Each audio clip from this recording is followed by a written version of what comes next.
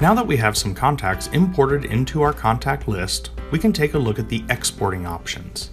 To find this, go to Contacts and choose Export Contacts from the drop-down options. On the first step of the export process, we'll need to choose the contact list that we wish to export contacts from, or we can leave it defaulted to all lists. Now, if you leave this set to all lists, the system will export all of your contacts and combine them into one single file. So generally, you're going to want to select only a single contact list at a time. Now, I can just stop here and click Next, and we'll move on to the export process, and I'll get a list that contains every contact within this list, as well as a column for activity status and a few others.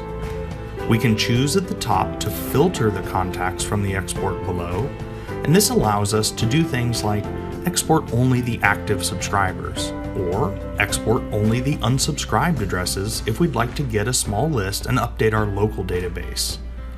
For this demo, we're going to filter all the contacts from the example contact list and click Next.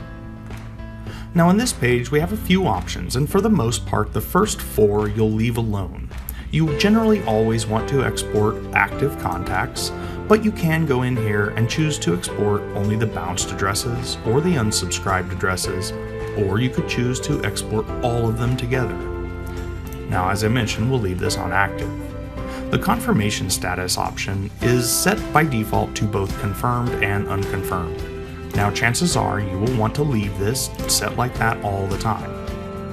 Email format, you can choose to export the HTML recipients or the text recipients. Now again, this is a more advanced option, and unless you have a very specific reason for doing so, I would leave this set to either format. Now down below, we have some more advanced filtering options. We can filter by link and choose whether or not someone has clicked a link in one of our email campaigns, or we can choose any link.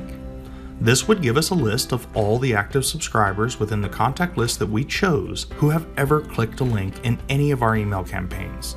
It's a really good way to generate a small list of the most engaged subscribers in your account.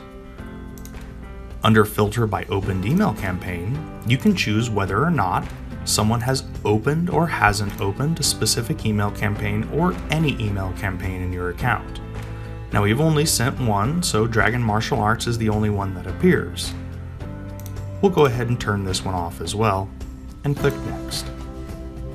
Now on the next page, we have some options for how we'd like the file to be exported. You can choose to export a CSV file, or an XML file if you prefer that format. You can include the field headers, which I would recommend, and then the field separator and enclosures are defaulted to the type of file you selected, so I'd leave these alone. Over on Fields to Include, you can select or set to none any field that you see in this list. By default, all of these fields will be exported. For the most part, I generally would turn email format off, confirmed status off, subscribe date off, and then leave only email address and first name and last name. Once my settings are complete, I can click Next and the export process will begin.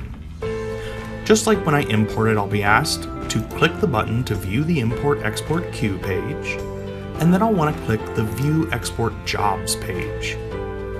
Now the export process will run every 2 minutes, just like the import process, so we might have to wait a minute or two in order for this job to complete. Once the export has completed, and you can verify this by using the refresh button in your browser to refresh the current page, you'll be shown a link to download in the action column this particular export file. You'll want to right-click on it and choose Save As. This will allow you to download either the CSV or the XML file that you just exported.